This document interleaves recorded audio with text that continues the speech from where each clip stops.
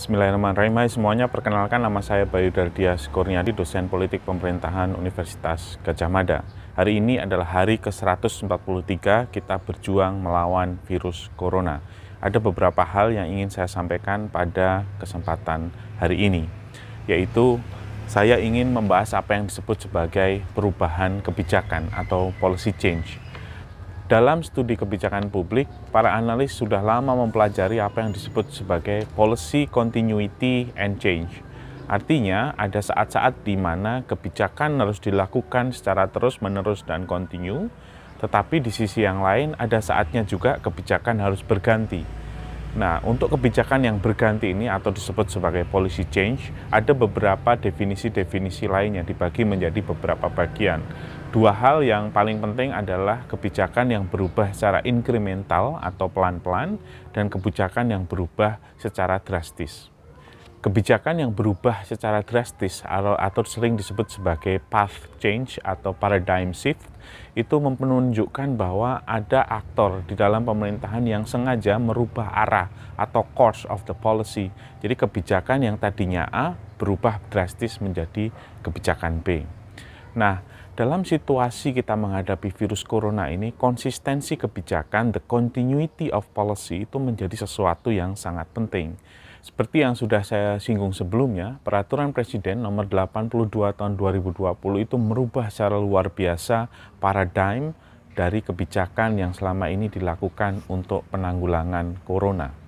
Tetapi tetap saja masih ada aparat pemerintah yang merasa bahwa kebijakan kesehatan dan kebijakan ekonomi bisa dilakukan secara simultan atau bersama-sama. Kesehatan di depan, tapi tanpa menghilangkan atau meninggalkan kebijakan yang bertujuan untuk menggerakkan ekonomi, untuk menggerakkan investasi, dan intinya untuk menggerakkan konsumsi masyarakat. Saya menonton lagi video-video Presiden pada bulan Maret 2020 dan juga video-video setelahnya. Pada saat itu ada satu kata kunci yang sangat penting yang menjadi bagian dari narasi kebijakan saat itu, yaitu adalah pembatasan mobilitas. Jadi intinya sekolah di rumah, bekerja di rumah, beribadah di rumah adalah bagian untuk membatasi mobilitas manusia. Karena sekali lagi paradigm yang ada waktu itu adalah virus tidak bisa berpindah, manusialah yang memindahkannya. Tiga hal ini penting, terus kita ulang-ulang sekali lagi, mengurangi mobilitas orang dari satu tempat ke tempat yang lain. Yang kedua, menjaga jarak. Yang ketiga, mengurangi kerumunan yang membawa risiko penyebaran COVID-19.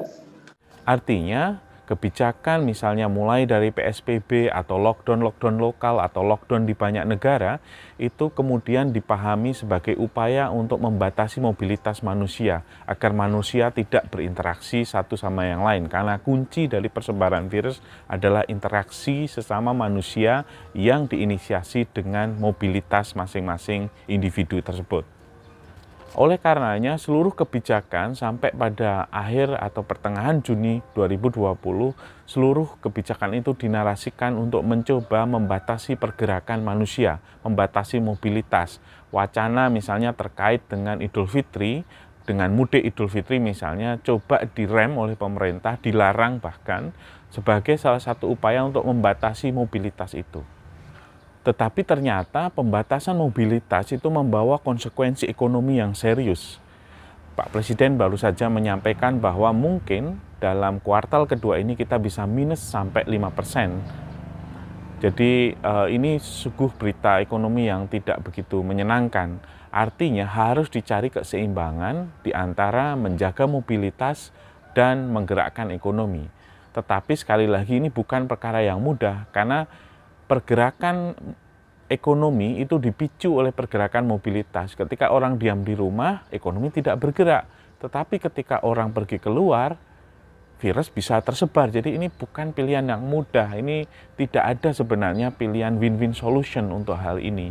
Oleh karena itu dibuatlah narasi baru terkait dengan apa yang disebut sebagai adaptasi kebiasaan baru dan protokol kesehatan. Berbeda dengan yang disampaikan pada bulan Maret, protokol kesehatan dan adaptasi kebiasaan baru tidak lagi memasukkan apa yang disebut sebagai pembatasan mobilitas.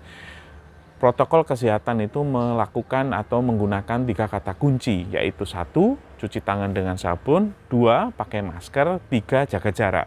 Itu saja. Sementara pembatasan mobilitas atau diam di rumah, tetap bekerja dari rumah, beribadah di rumah, bekerja dari rumah, bersekolah dari rumah itu tidak ada lagi. Sehingga mulai terjadi apa yang disebut sebagai perubahan paradigma kebijakan. Saudara-saudara, mari pahami bahwa proses penularan masih terus terjadi. Oleh karena itu, patuhi protokol kesehatan, patuhi. Gunakan masker, jaga jarak, dan kemudian cuci tangan dengan menggunakan sabun. Setelah berjalan kira-kira 1 bulan, ide atau wacana terhadap protokol kesehatan ini ternyata tidak mampu juga menggerakkan ekonomi. Sehingga mulai 3 hari yang lalu muncul sebuah paradigma yang sangat berbeda dengan apa yang dilakukan pada bulan Maret, yaitu tidak hanya menghimbau pergerakan, tetapi mendorong pergerakan itu. Mobilitas itu didorong luar biasa dengan berbagai insentif. Salah satunya misalnya, pemerintah akan segera memberikan insentif terhadap 12 juta UMKM yang besarnya kira-kira 2,4 juta rupiah. Artinya, kebijakan yang dulu dipahami sebagai upaya untuk membatasi mobilitas sudah tidak lagi dipakai sebagai acuan dalam membuat atau membatasi persebaran virus corona. Jadi justru orang didorong untuk bergerak, untuk menggerakkan ekonomi, karena diam di rumah ternyata tidak terlalu bagus dampaknya terhadap ekonomi nasional. Tentu saja hal itu membawa konsekuensi meningkatnya jumlah persebaran virus. Data per hari ini, 23 Juli 2020, ada 1.906 kasus baru, sehingga jumlah totalnya menjadi 93.657 kasus. Sekali lagi, kalau kita coba hilangkan kasus secapa di Bandung sebagai lonjakan tertinggi waktu itu 2.600, hasil penambahan hari ini sebenarnya merupakan rekor tertinggi, 1.900. Ada penambahan 1.909 sembuh dan ada penambahan 117 kematian. Tetapi kalau kita lihat datanya di provinsi, DKI Jakarta hari ini mencatatkan pertambahan tertinggi 470 kasus. Ini pertambahan tertinggi yang sepanjang saya tahu selama pandemi.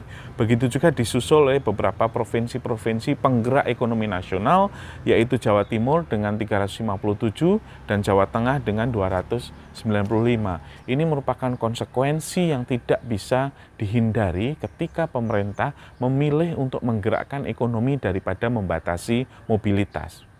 Jadi sebenarnya kalau kita lihat di satu sisi mobilitas yang bergerak menggerakkan ekonomi, tetapi di sisi lain membatasi mobilitas, menghambat persebaran virus, ini bukan dua titik mudah seperti rem dan gas yang bisa dicari keseimbangannya.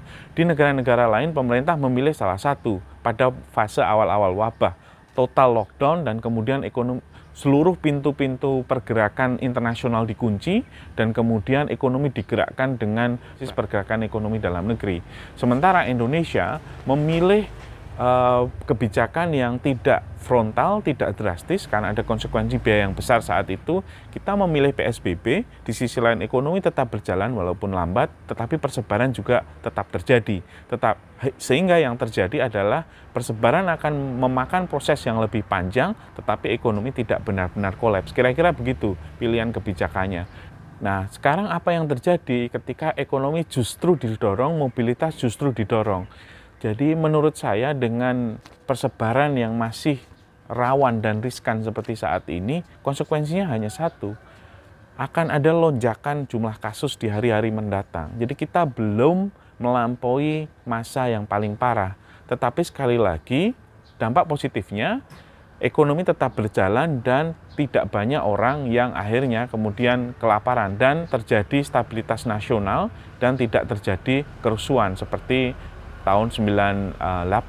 Jadi kita berada di tengah-tengah. Jadi sekali lagi, buat semuanya yang menonton video ini, kita harus berhati-hati. Kalau toh Anda keluar, Anda harus pastikan seluruh protokol kesehatan itu. Karena ketika kita tidak terjangkit, kita membantu pemerintah untuk tidak mengeluarkan dana untuk menanggulangi penyakit kita. Terima kasih. Assalamualaikum warahmatullahi wabarakatuh.